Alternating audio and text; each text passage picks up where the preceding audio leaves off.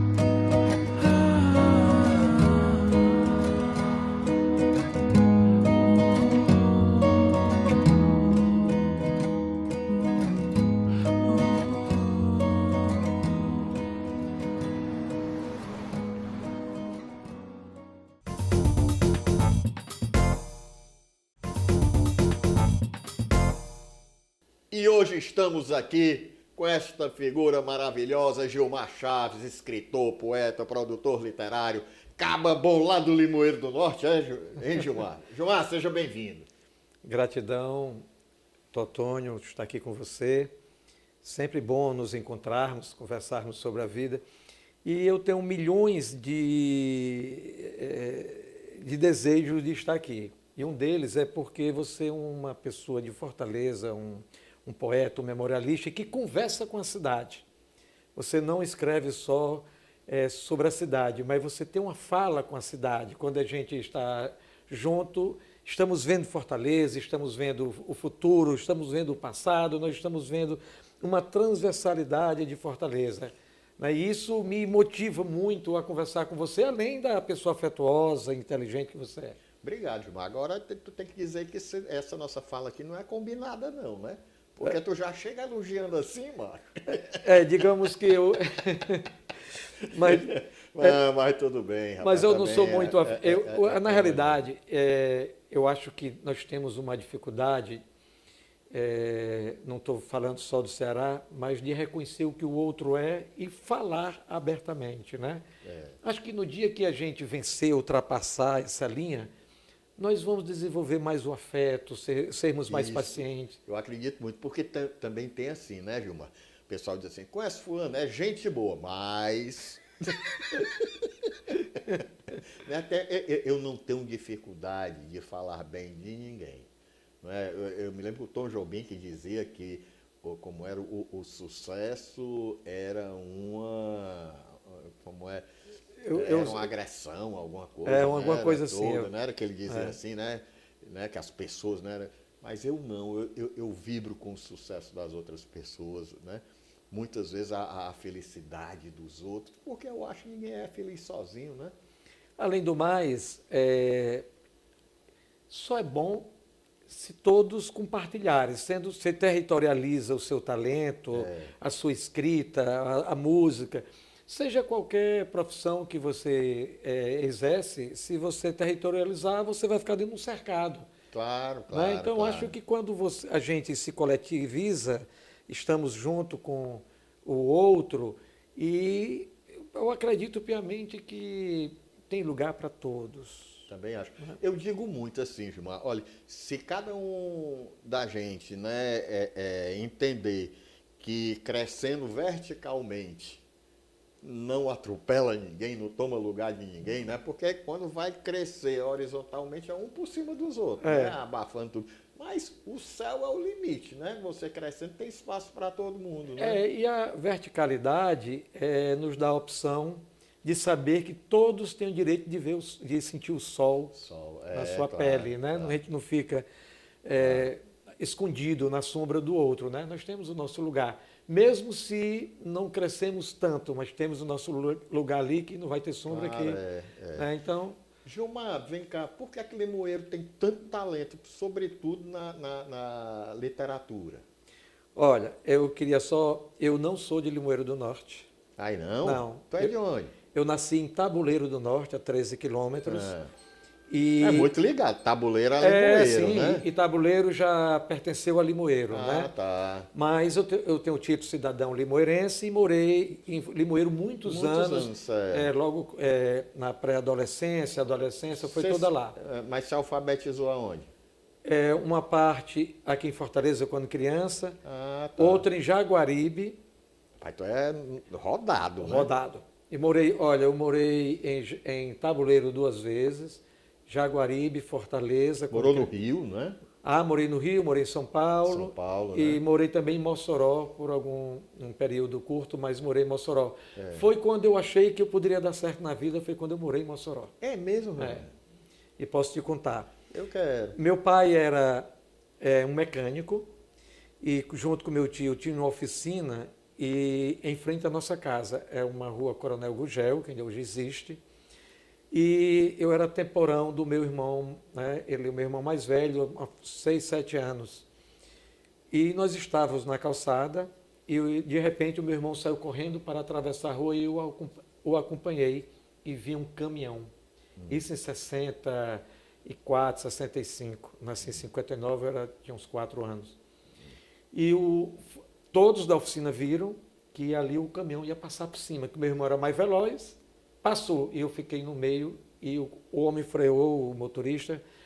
Imagina aqueles caminhões, né, pesado, né, não tinha hoje a habilidade, a tecnologia do freio como temos hoje. E bateu aqui no meio do para-choque. Aí chegou a bater em ti? Bateu e eu fiquei embaixo do carro. Então, eles correram achando que eu estava embaixo do pneu. E eu fiquei entre um pneu e outro. Aí eu disse, se eu escapei dessa, quando eu fui entender, eu digo, vou escapar de muita coisa na vida, né? Mas a gente também não pode passar, não pode correr atrás de muitos carros, né? Passar na frente, pode ser que também ser atropelado com o desejo. Mas mudou assim, tia, assim, não, eu fiquei, eu gostei muito de ser atropelado, porque eu ganhei muita pipoca, picolé. Fez muito sucesso. Foi um sucesso danado. Tinha história a contar, todo picolé, sorvete, né? E muitos prometimentos. E eu não tive nada. E eu fiquei assim, apavorado. Foi com meu pai chorando, minha mãe, quando soube. Aí foi um ruge-ruge ali. E o coitado, o motorista, né, que não tinha nada a ver com essa história, que me tornou, durante o período que eu morei lá, uma espécie de padrinho. Toda semana ele me levava um presente, né? Com um remorso de se tivesse passado por cima de mim. Aí eu, para tirar da minha cabeça que remorso não era bom, porque para mim foi muito agradável, né? Porque eu ganhei muitos presentes. E o acidente, né? Então, ainda bem que eu não desenvolvi o vício de sair querendo ser atropelado, né? Porque... Mas eu morei em várias cidades e Limoeiro, reportando a sua pergunta, eu tenho uma percepção de que Limoeiro é uma ilha. É um braço do rio Jaguaribe, passa a margem da cidade, e a 4 quilômetros passa outra margem. Aliado a isso, temos o rio Banabuiú, que se une ao Jaguaribe lá na frente. Certo. E esse braço, ele se une próximo para a Quixeré, mas bem mais distante. Conheço. Então, nós moramos numa ilha, o nosso inconsciente tem essa questão da ilha. Inclusive, na cidade nós temos um bairro que a gente chama Ilha, que é do outro lado do rio. E nós sempre fomos muitos afeiçoados à literatura, provavelmente porque Limoeiro, a terceira diocese do Ceará, em 1838, então tivemos logo o seminário. Dom Aurélio, Dom Aureliano Matos. Dom Aureliano Matos, né? Então ele teve o colégio diocesano, os padres falavam latim, e francês, inglês. E Lauro de Oliveira Lima é de lá? Lauro de Oliveira Lima é de lá. Grande educador. Grande educador, grande educador. E temos também o Dejairo Figueiredo, né, que é o irmão do Dejaci Figueiredo, que trabalhou na NASA, tem um trabalho prestado à NASA, né, e é um grande matemático, considerado um dos maiores matemáticos do mundo. Que é irmão do neurologista. Neurologista, doutor Dejaci. Tive a oportunidade de recentemente conversar com ele. É uma aula de vida, né, você conversando, porque ele, apesar de muita idade, mas é um jovem, né? Sim, é uma pessoa que trabalha com a cabeça. Com a cabeça, Né? né? Então, ele é uma pessoa que tem E pelo lado de dentro, que é o lado de mais dentro, especial. Dizer Né? pelo lado de fora é mais fácil que a gente já enxerga, né? Não Mas enxerga, dizer o que você não vê, não vê, aí é algo. é um desafio, É né? um desafio. Foi no livro até do Dr. Flávio Leitão que ele fez sobre o irmão, Adoro né? o Dr. Flávio Leitão. Que Gente pessoa muito boa, fantástica. maravilhosa também, gosto muito dele. Foi no lançamento do livro dele e você quando vê assim os colegas falando muito bem de um, né? Ele é maravilhoso. Então todo mundo falando muito bem do doutor de Jaci e tudo. Aí o meu grande amigo Salvio Pinto, que é médico também, chegou e disse, rapaz, você precisa conhecer, tá? E me apresentou, conversamos muito, né? Quer dizer que eles são de lá também, né? Porque pega Sim. também a família Maia, né? Maia, do Vigílio, o né? Vigílio, Luciano, Napoleão, Arlene de Holanda, né? Que são parentes, né? Primos, parentes. Né? E o Manel, né? Também, Nossa, né? grande Manel. Manel também. Manel é maravilhoso, gosto demais dele. Demais, O Manel é poético, né? É um Toda uma bom figura, vivant, né? Tem aquele sorriso estampado, aquele jeito dele olhar assim, né? Parece que abraça. Só perguntando pro pessoal de Limoeiro. Agora, não sei se é de Limoeiro, mas eu conheci Limoeiro, eu acredito que seja. Doutor Zé Maria Lucena. De Limoeiro do Norte. De Limoeiro, figura maravilhosa. Maravilhosa. Faz tempo, né? Alô, doutor Zé Maria, cadê o senhor? Vamos. Nunca mais mandou me pegar pra gente almoçar junto, rapaz. A gente almoçava, sabe, em Flores. Flores. Que tinha lá um amigo dele em comum, aí era bom, rapaz. A gente almoçava bem, tomava um whiskyzinho, tudo. Figura maravilhosa, né? Maravilhosa. Muito amigo do meu pai, eu conheço o doutor Zé Maria desde que eu era adolescente. Gilmar, alguma professora te marcou muito, assim, na tua infância? Olha, algumas professoras me marcaram, mas com uma eu tenho uma história muito singular. A professora Dione, minha professora de geografia, e ela, um certo dia, ela dava umas pitadas de geografia geral, quando fazia o ensino médio, né, que era o ginasial, né, a época. E um dia ela colocou o mapa mundi na parede e pediu para eu dizer onde estava o Rio Nilo.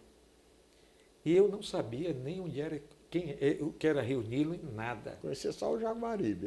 E você estava lá porque foi exatamente... Aí foi. E tem um senhor lá que é maravilhoso, que é um comerciante chamado Zé Nilo. E eu achava que o Zé Nilo, será que estava morando, né, se era a casa do Zé Nilo?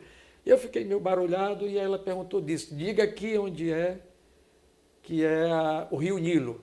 E eu fiquei, mas será que o seu Zé Nilo ali...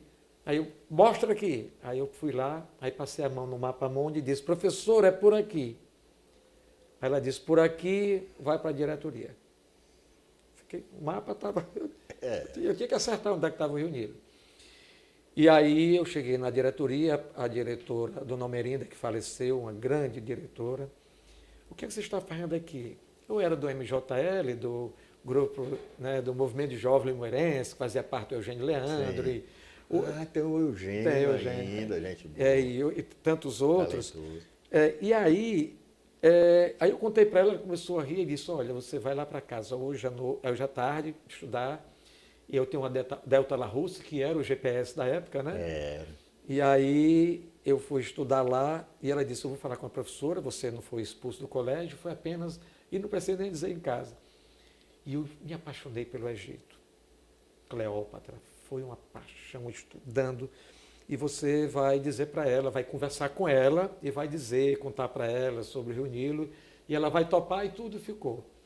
Aí ela, na aula, uns 3 dias após, ela perguntou, você que é muito inteligente, você já sabe onde é o Rio Nilo? Eu digo, até quem é Cleópatra? Olha aí, rapaz. Aí foi um sucesso, e eu fiquei, eu tenho vários livros sobre o Egito, e em 2019 fui ao Egito, conhecer o Egito. Tudo movido por essa história que foi crescendo. Só de Cleópatra eu li já umas 7 biografias. Ela não é nada disso, que as pessoas, uma pessoa muito culta, uma mulher de uma época, né? Uma guerreira, uma mulher né? E uma pessoa... Porque associam muito ela como... a sedutora. Sedutora era Marco Antônio? Marco Antônio, né? E teve o primeiro, né? Júlio César, né? Júlio César, né? Que ela... E aí, quando eu cheguei na base da pirâmide Kelps, eu comprei um presentezinho, uma bolsinha, e quando cheguei em Limoeiro, fui entregar para ela. E eu fiquei amigo dela, assim, da família, dos filhos, das filhas, amigos, e esse assunto nunca ninguém tocou. E no dia que eu fui entregar para ela disse, você foi para o Egito? Eu digo, fui. Mas eu sou tão orgulhosa de você, o escritor e tal, e você foi fazer o que lá? Eu disse, fui para o carro da senhora. Aí contei para ela, ela começou a chorar. É emocionante, é uma educadora, né? Ela raiz disse, mesmo. meu filho, valeu a pena ser professora, te levei ao Egito. Eu digo, me levou, e agora eu vim contar outras histórias para poder... Ela ria das minhas coisas. Então, Limoeiro é uma cidade que tem essa... as pessoas gostam de poemas, temos muitos repentistas, né? Escultores, artistas plásticos, como a Márcia Mendonça, né? Tem o Júlio Pitombeira, que também trabalha, o Victor, que faz escultura, temos pintores lá, o Talvanes, temos muita gente lá na cidade, né? E acho que isso tem uma coisa que nos move, é a vontade de levar o seu poema, a sua escrita, a sua arte para o outro lado do rio. Né? É um poeta. E a gente tem essa vontade. E eu lembro que não participei dessa revista quando que Eugênio Leandro, Jorge Pinheiro, que é o atual secretário. Jorge Alain. Mas o nome artístico. O Jorge... Jorge Alain, já foi Jorlan. Foi o primeiro letrista, um dos primeiros letristas do Falcão. Foi, né? Exatamente. Figura, grande poeta, grande poeta. Essa revista Quandu, que eles lançaram no ginásio, com o padre Pitombeira, que era um... O Moacir Maia, da tua época? Foi um colega de sala de aula. Moacir tá com a dívida aí comigo aí, num rum, que ele vem me prometendo pra gente tomar um rumzinho e ele não chama. Não, rapaz, mas tem que chamar, porque... E ele... Teve agora em Limoeiro com os 80 anos do Colégio Diocesano. Olha aí. Ele teve lá agora. Muito bem, é um grande amigo, viu? Não, e ele é uma pessoa... E o Moacir... Alô, Moacir! Ei, Moacir! E Moacir, ele é uma pessoa, sempre aquela pessoa, simpática, gente boa e uma pessoa extremamente generosa. E onde ele esteve, sempre reconheceu os amigos. E não sei quem inventaram essas pessoas, e as pessoas... uma pessoa se tornar famosa e reconhecida e deixar de conhecer as pessoas. Né? É bobagem, né? Porque não estava preparado para o sucesso, né? Que não tá. E Moacir tem uma... Pois bora dar uma pausazinha agora aqui, que a gente tem conversa que dá no pé da canela. Mas eu queria dizer que o Moacir é essa pessoa Moacir onde ele está e, sabe, fantástico. Eu gosto muito dele. E volta já!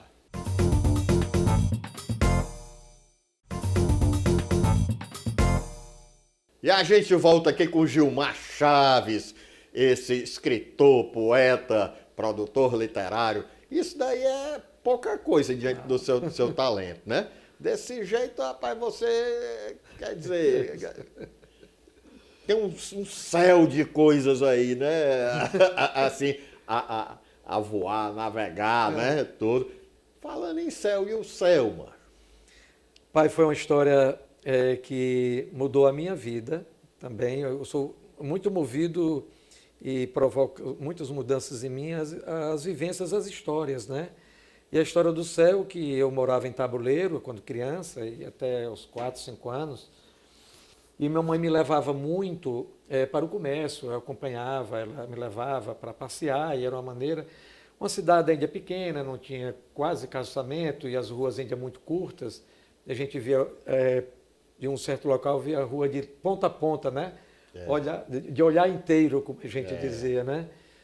E meu irmão estudava no seminário.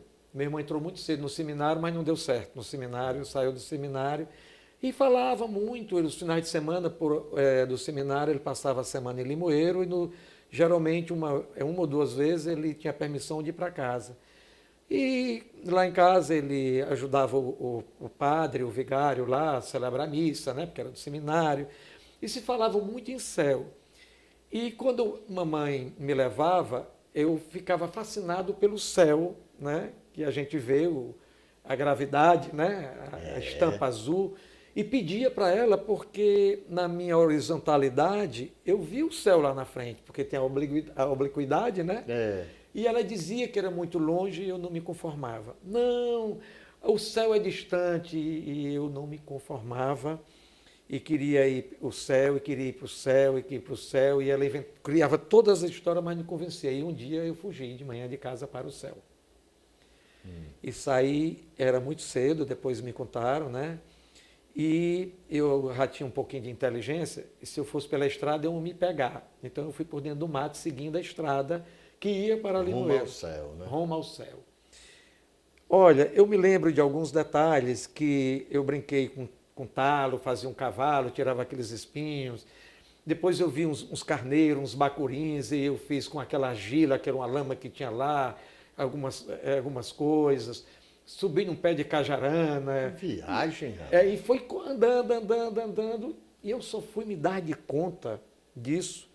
Eu fiquei tão livre, eu pensando que eu estava no caminho do céu, porque eu não reclamava, não suba na árvore, menino, não sei o quê, olha o barreiro de lama, vai pegar gripe, não sei o quê, a gente escutava aquelas, tenha cuidado, né? Os animais, não sei o quê, então eu fiquei livre. E umas 4h30 para 5 horas, eu comecei a sentir saudade, e eu não comi. Eu comi fruta, umas coisas e tudo, assim, no caminho. E aí me deu medo, porque eu via que ia escurecer, e eu fui para a estrada. Ao chegar na estrada, ia passando um senhor mesmo, já tinha uma idade, de bicicleta, e ele parou de uma vez e disse, como é seu nome? Aí eu fiquei assustado, aquele homem que eu não conhecia, né? Aí eu disse, Gilmar, pois vamos comigo que está o mundo todo procurando por você. Eu vi na rádio, chamava, né? Maravilhoso, né? Na rádio, nesse instante. Vou te levar para Tabuleiro. Já tinha andado 7 quilômetros. Mas, rapaz, Aí me botou na garupa e me levou. E aí eu comecei a sentir o que eu fiz, né? E achando que ia receber um castigo, mesmo apanhar alguma coisa. E quando eu cheguei lá em casa, tinha uma multidão. E o porquê? Porque havia passado uns dias um grupo de ciganos. E tinha essa onda de dizer que o cigano levava as crianças. As né? crianças. E eu tinha o cabelo muito encaracolado, e era grande, comprido, muito louro, os olhos muito azuis, e muito falante e tal. Ainda eu continuo, né, falante? E aí eu vi aquela multidão, aí diziam que eu fui sequestrado, os ciganos levaram, muitas histórias. Né? E minha mãe, quando me viram chegando, aí, seu José, está aqui ele, todo mundo olhando, aí papai me pegou na garupa da bicicleta, aí disse, senhor, entra aqui, aí ele correu para levar para o quarto, que mamãe estava num estado deplorável, né? Com uma enfermeira, uma pessoa que cuidava, assim, e ela me abraçou tanto, e papai, e aquela multidão, e querendo saber onde eu estava, né? E papai me trouxe depois para a sala, colocou numa cadeira e disse, agora você vai dizer para onde eu estava, quando você foi. E eu esperando um castigo, então uma palmatorada, alguma coisa, né? Que ele nunca fez isso. Mas eu esperava, porque eu vi os outros meninos acontecerem, até mais velhos, né? E eu fui contar. Então era gente nas 3 janelas que ainda tem essa casa, a porta e gente empilhada por todo canto. Entraram para dentro de casa e ficaram na porta do quarto, no corredor, que era... Aí eu fui me debulhar, contei todas as histórias. E por meu pai e nem minha mãe terem me castigado, repreendido, eu me tornei, certamente, desse dia em diante, contador de histórias. Você contando assim, eu acho, por exemplo, a tua veia literária, eu acho que vem daí, de contar histórias, né? Pode ter nascido daí. E é bacana isso também, porque é uma coisa autoral. Não é? Quer dizer que vai... E com vários personagens, né? Com vários personagens, eu acho assim, por exemplo, muito legal quem escreve bem, mas quem quem tem história para contar, né? Quem tem... agrega muito a escrita, né? Porque o meu pai e a minha mãe, eles são de São João de Jaguaribe, da cidade vizinha. Eu sou daquele entroncro, que já pertenceu também a Limoeiro do Norte, né? Sei. Antes todos pertencíamos a Russas, e Russas antes já pertencia a Aracati, né? Até depois foi desmembrado, né? Foi. E foi espalhando. Então, eu fui criado desde criança nos alpendres, né? De ouvir histórias, né?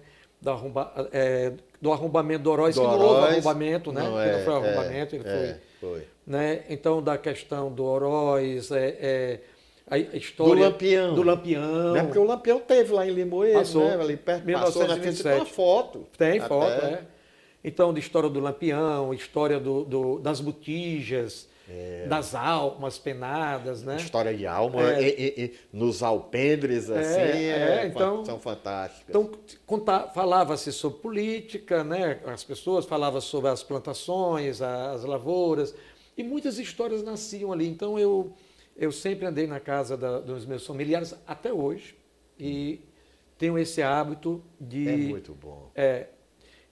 Estou escrevendo já uns 80% desse livro, chama-se Histórias da Boca da Noite. Eu já colhi, andei vários alpendres e gravando e dizendo para as pessoas que eu estava gravando para fazer o livro. E teve um fato com um senhor muito legal, que ele, uma certa vez, numa dessas entrevistas, num momento muito delicado, nós estávamos passando ao país, e aí eu perguntei para ele, como é que o senhor está achando o Brasil?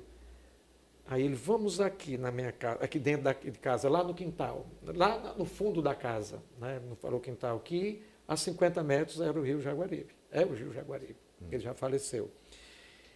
E aí ele disse, está vendo como é que está o Brasil? Aí tinha um veinho de água passando, e lá na frente, uns 150, 200 metros, o rio fazia uma curva. E eu fiquei olhando aquilo ali, eu disse, olha, o que é para o senhor isso aqui? Aí ele disse, você não está vendo não? Eu digo, não.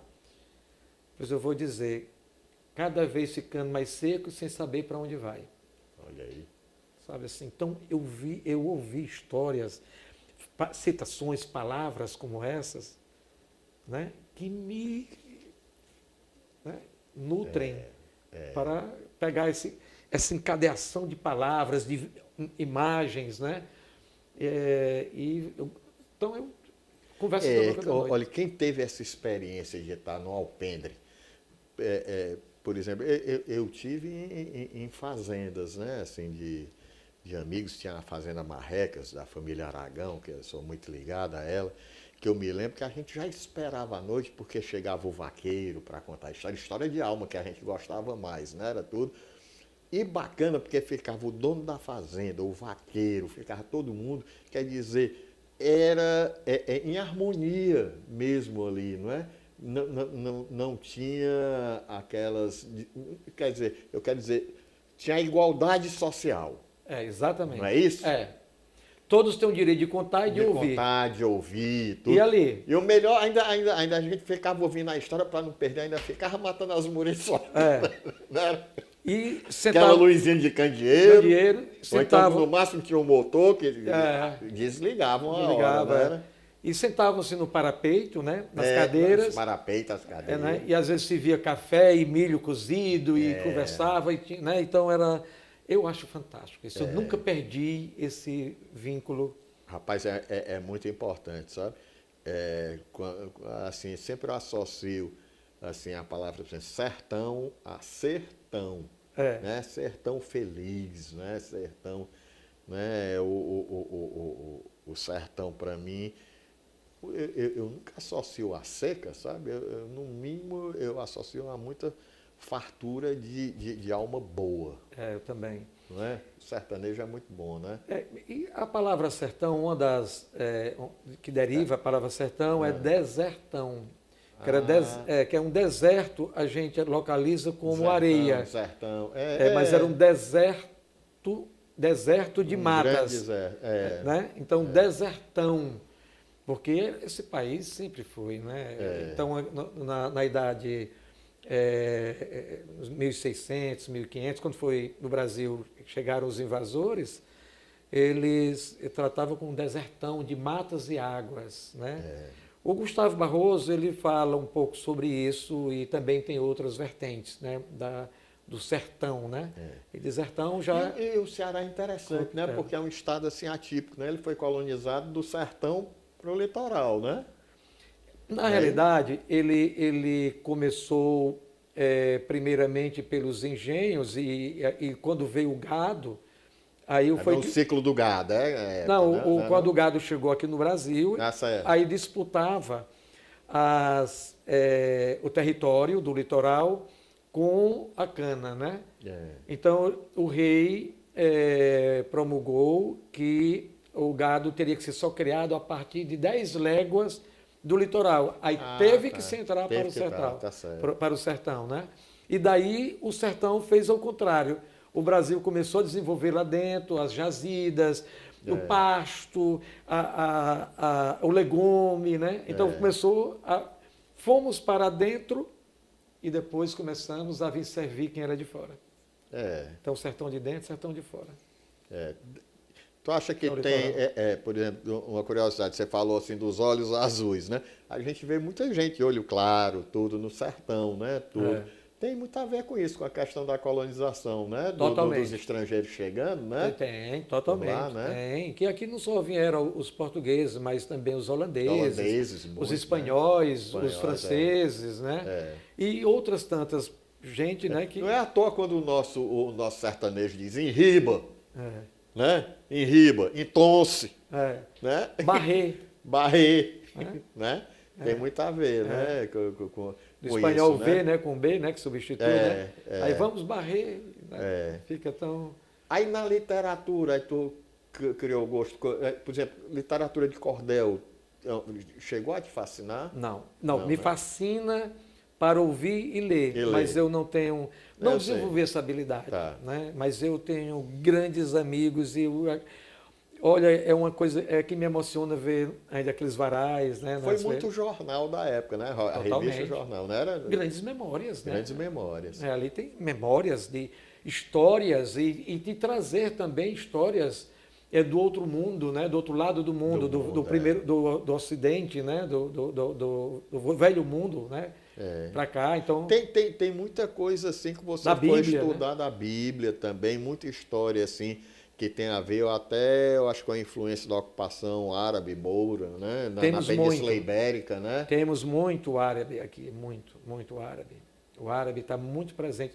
Quer saber uma coisa? Messejana não é indígena, messejana é árabe. É a junção do árabe com o latim. Messe em latim é colheita e jana em árabe é caminho. Messejana, caminho da colheita. Né? Que faz jus, né? Que vem da parte sul do estado, sobe, né? Nós citamos agora alpendre. Alpendre, exatamente. Né? Porque começa com alpendre, Almeida, alpendre, né? Tem, e temos muita presença árabe em costumes, né? E judaico também, né? Do povo judeu. Muito cristão novo aqui? Muito cristão, muito. E hábitos. No interior a gente vê nas cruzes, às beiras das estradas, sertão adentro, quando morre uma pessoa que coloca ali, aí coloca pedras. Ali é um costume judaico. Cada pessoa que reza, que lembrou, deixa a pedra. Deixa uma pedra, que tá ali, verdade. Temos muito. Não sei se você já viu, já assisti até pela internet aí, tudo, pessoal, essas coisas que tem dizendo que o chapéu do cangaceiro remete a muita simbologia judaicas e tal. Não? Tem, e também assim, por exemplo, para mim, com todo o respeito, e também assim, não no sentido de, pode a pessoa discordar, o Fagner diz que eu vou dizer, mas que eu acho que um dos cantos mais bonitos do mundo é o aboio. É bonito. E o aboio vem do árabe, o aboio. E a voz do Fagner é um aboio. Alá, saraçá, mangarela, sente de novo, Então, quando eu digo todo respeito, é no sentido de respeitar claro, quando a pessoa não gostar, e eu estou Eu dizendo acho que ele tem essa consciência né? também, né? Para mim é um apoio. Porque ele é de origem árabe. O pai dele, né? Fares, Libanês, né? que Lopes lá, né? Lopes é Lupus, né? Acho o aboio, o encontro, aboio, o aboio, o vaqueiro que sabe tanger o gado com aquele canto. Olha, é um momento muito... Pô, vamos beber um copinho d'água e vamos tanger nossa conversa já no terceiro bloco. Rapaz, o papo bom, voa, né? O tempo. Até já!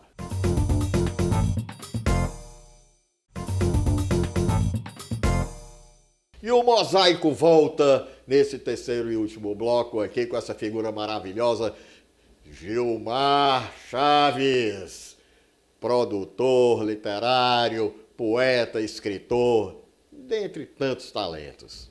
E os poemas, Gilmar, bora? Vamos lá. Eu sou muito aderente à poesia, eu gosto de levar a poesia comigo, eu gosto de viver a poesia não só minha, como dos meus amigos, dos poetas que eu leio. E há uns 8 anos eu comecei a trabalhar com o conceito de amor. Eu pesquiso sobre a construção dos sentimentos e gestos amorosos em períodos históricos diversos, como era o amor na Antiguidade do Império Romano, no Renascimento, na Idade Média, dentro de uma historicidade, não tem nada a ver com no estudo a questão da análise, mas da psicologia, né, mais da historicidade. E tenho trabalhado ultimamente, mais intensamente, com a Idade Média, onde surgiu o amor cortês, né, e que a gente poderia ultrapassar um pouquinho o amor cortês, que ele trouxe grandes prejuízos para o sentimento amoroso. Porque era um sentimento idealizado, né? O amor cortês idealizava a dama, né? Os cavalheiros, a dama e tal, e muito através da idealização. E nem sempre a pessoa é aquilo que a gente idealiza. E quando chegou no romantismo, né, que veio a fusão, além de a gente idealizar, o outro é a minha metade. Eu sou a metade do outro. Aí acabou com tudo, né? Que é melhor a gente ser inteiro para somar o inteiro do outro, né? Mas essa coisa, né? O subalternismo afetivo. E tenho escrito alguns poemas que, dentro dessa linha, mas já fugindo um pouco. Eu tenho um poema que já foi gravado e publicado em vários idiomas, chama-se Proposta, que tem uma coisa assim: alguma coisa em ti me deixou imprescindível, desenhando charme, passear tua meiguice. E quando eu souber com que flores te conquistarei, metade de mim será jardim. Então está bem dentro do mais bonito, do romantismo, E tem um outro que eu já, rompendo com essa estrutura do amor cortês, que é: quando sonho com fruta madura, me apaixono por alguém. Elas podem ter sabores doces ou ácidos, como os abacaxis da vida. A paixão é o amor com gripe. Ótimo. Muito bom, muito legal. E você disse que está escrevendo, né? Também agora. Estou escrevendo, terminando esse livro, e estou trabalhando numa coleção, na 4ª etapa da coleção Pajeú, que nós temos somos gratos pela sua participação, que você acabou de escrever, sobre o Papicô. Papicô. Né? Lagoa Comprida. Lagoa Comprida. E eu precisava, quando eu trouxe essa coleção, na realidade, quando eu morava no Rio de Janeiro, fui convidado para participar de uma coleção chamada Cantos do Rio. E aí eu estava numa reunião com a Helena Severo, que à época era secretária da Cultura do município do Rio, e ela tinha essa parceria com a editora e me convidou para escrever sobre a Feira de São Cristóvão. E eu fiz sobre a Feira de São Cristóvão. E numa conversa com o Lira Neto, com a Urbaniza, por telefone, aí eu disse, olha, vamos fazer no Ceará uma coleção sobre os bairros de Fortaleza, que eu sempre tive essa vontade de... Eu conheci muitos bairros de Fortaleza, que eu te conto já daqui a pouquinho o itinerário. E aí eles toparam e fomos tentar publicar pela Fundação Demócrito Rocha, né, tentar um patrocínio. E foi a coleção Pajeú, vários títulos para a coleção, foi o Lira Neto que deu o título, a coleção Pajeú. Legal. Que é legal que o Riacho Pajeú, né, ele passa por dentro da cidade. E foi na época do Magela Lima, o primeiro secretário do prefeito Roberto Cláudio, e nós fizemos a primeira, a segunda e a terceira edição. Né? Então, são biografias afetivas, que eu indico, como você recebeu a ementa, de trabalhar, estou aqui explicando para os seus telespectadores, de priorizar o vendedor do doce, o barbeiro, o padre, o mais antigo, o morador mais antigo, o historiador, que sempre o bairro tem um memorialista, um historiador, o artista e as curiosidades do bairro. Não é uma coleção de reivindicação, aí é outra coisa.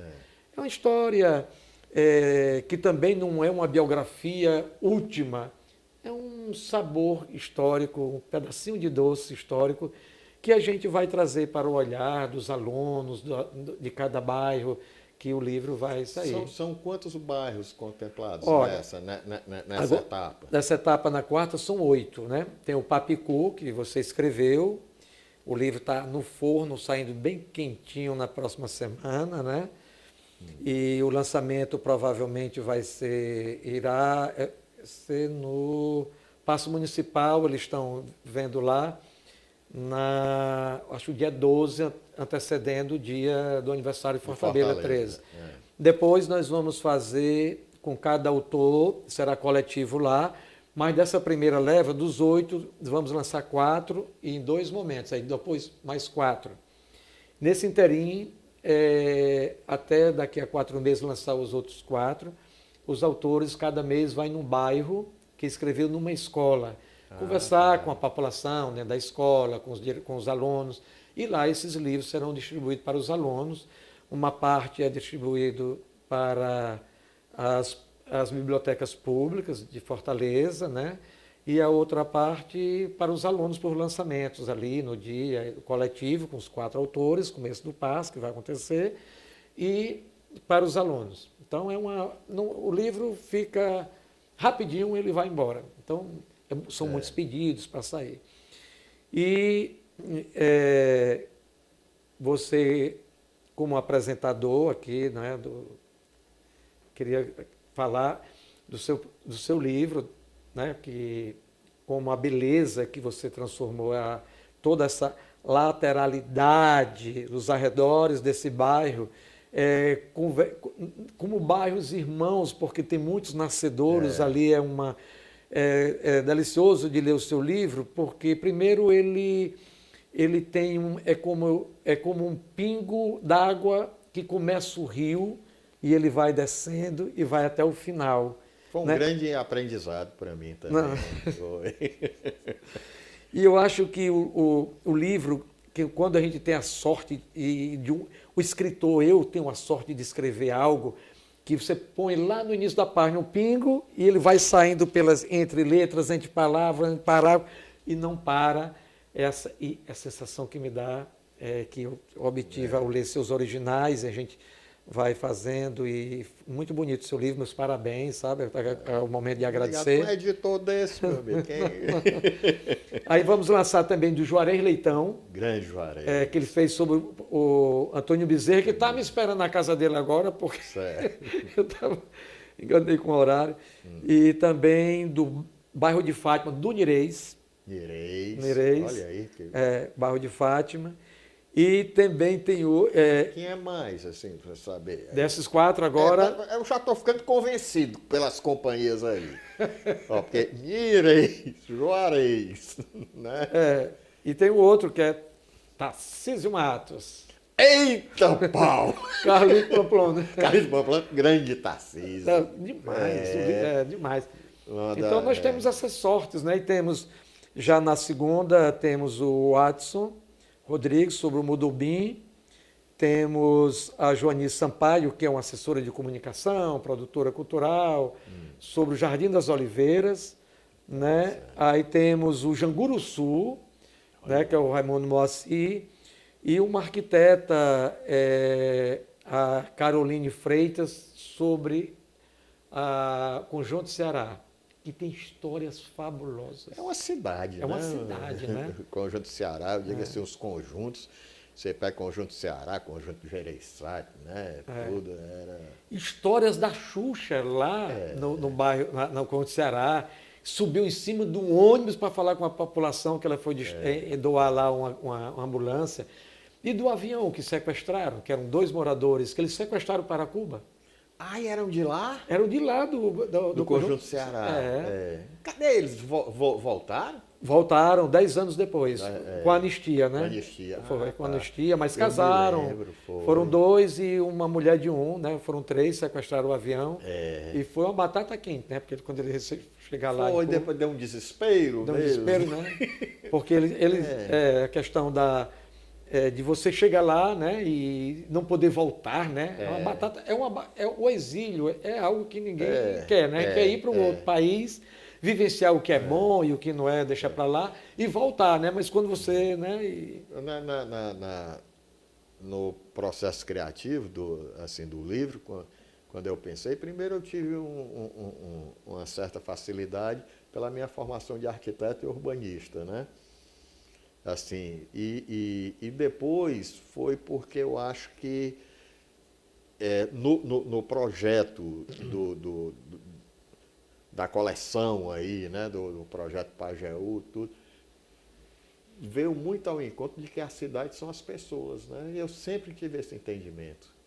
Não é? Você cuidar bem de uma cidade, você tem que cuidar bem das pessoas, né? Você tem que ouvir as pessoas, né? Porque se você não cuidar das pessoas, elas também, a cidade cuida da cidade, porque a cidade é o resultado das pessoas, né? Né? Então essa história, por exemplo, que eu achei fantástico do Papicu, você não pode tratar do Papicu isoladamente, porque já era do sítio Cocó, né? Enorme, né? Aí se mistura com a história da família Diogo de Siqueira, né? Tudo, aí fala, rapaz, aí conversar, aprendi com muita gente sobre isso e saber dos pormenores, né? Até da preferência da cor azul, né? E também pisar o chão com as palavras, né? O que você está criando um assoalho da letra, da literatura, né? A memória estão com as pessoas e nos livros, né? Com os memorialistas. E quando você retorna para o bairro a contar a história, né, com essas esteiras de palavras, esses assoalhos, esse chão, é muito bom contar, porque descobre muitos umbigos da gente ali. Muitos, e às vezes a gente se sente naquela cultura que a gente tem de Fortaleza, que é da cadeiras na calçada, né, daquela conversa, né? Cadeira na calçada. Né, que você chega e que conversa, os pormenores, que muitas vezes assim um trabalho acadêmico não chega a ele, né? Na questão da coloquialidade. Eu aprendi muito também, né, nessa importância com Raquel de Queiroz, quando ela escreve o 15, que ela fala o Chico Bento chegando com a família, ela descreve primeiro a importância, né, no desenvolvimento urbano de Fortaleza pelos retirantes. Ela mostra o desenho de Fortaleza, quando eles desembarcam na estação de ferro, ali do Otávio Bonfim, né? Que era perto do Matadouro Público, olha aí, o Matadouro Público, Bonfim. Bonfim. Matadouro Público, né? É ótimo. E vem por aí para a gente, assim, aprende muito a história da Cidade 2000, né? Que era um empreendimento que tornou-se um bairro, né? E que foi depois responsável para puxar as residências, né? Para lá. As distâncias, né? As distâncias, né? Aí a gente aí não pode deixar de falar no Adolfo Caminha, né? Na Normalista. Normalista, né? Aí vem as coisas do Moreira Campos também, da minha praia, né? Você não pode dissociar, por exemplo, o Pirambu da Praia do Futuro, né? Não. De jeito nenhum. Então, nem devemos, jamais. E foi bom, assim, né? Não, se você falando sério, não venha com... Mas a sua competência, assim, foi muito interessante, porque é muito legal quando você escreve, aí depois você vai lapidando, sabe, o texto, e com vários olhares. Por exemplo, ali eu não estou escrevendo para mim, né? Então, também, né? Mas eu estou escrevendo para um grande público. Aí você dá muito foco, né? Porque às vezes a gente dá uma viajada grande e tudo, às vezes fala coisa que é interessante, mas não é o assunto, né? Tem uma definição do Graciliano Ramos, que um pequeno texto dele, que eu não sei decorado, mas eu posso contar a história do parágrafo, que ele diz que quem se metia a escrever deveria fazer como as lavadeiras lá de Alagoas. Primeiro pega o pano, põe no rio, na água, tosse, depois bate no chão, depois coloca mais dentro outra vez, tosse, e depois da terceira ou quarta vez bota para quarar. É onde está. O pano ganhou estar, e assim deveriam ser os escritores que se metem a escrever, fazer como as lavadeiras de Alagoas. Porque escrever é reescrever. Reescrever. Aí tem coisa assim, por exemplo, que eu dizia assim para o Juarez, uma vez me encontrei: Juarez, eu estou gostando mais de escrever agora do que de ler. Ele disse: eu também, né? É interessante isso, né? Mas eu digo assim, chega no fim que é a questão de lapidar, né? Lapidar o texto com palavras, com detalhes, tudo que a gente chega... Nós chegamos ao ponto de discutir, não sei se você recorda, se não seria redundância, uma travessão e a vírgula, né? Porque já dá, né? A parte de respirar. Esses pormenores, né?